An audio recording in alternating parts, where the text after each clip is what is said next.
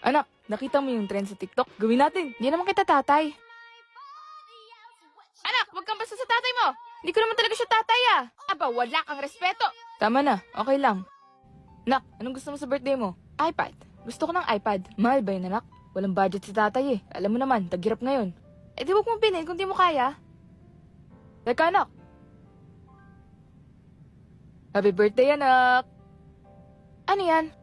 Regalo ko, buksan mo na, dali. Xiaomi Pad S6? Nagtanong-tanong ako sa mall, maganda daw yan. Utang to? Huwag mo nang isipin yun, si tatay nang bahala. Ayoko nan, nagbago na isip ko.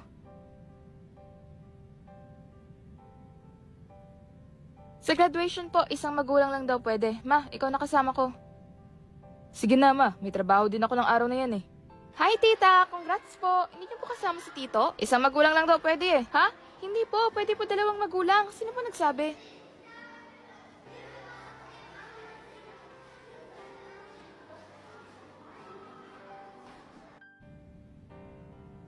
Ang sarap nito minatamis na saging ma. Saan niyo to nabili? Gawa yan ng tatay mo.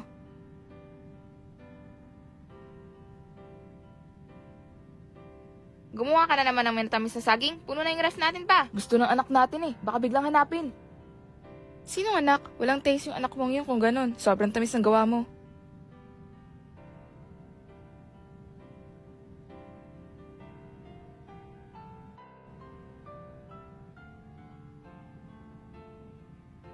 Mag-usap ka tayo? Ba't wala ka respeto sa tatay mo? Hindi ko naman siya tatay. Anak, alam ko mahirap yung pagkamatay ng tatay mo. Hindi ko din in-expect na mag-aasawa ulit ako. Sa totoo lang, nung nawala ang tatay mo, parang gusto ko na din sumunod. Pero dumating si Albert, binuhay niya ulit ako. Masaya akong masaya ka, ma.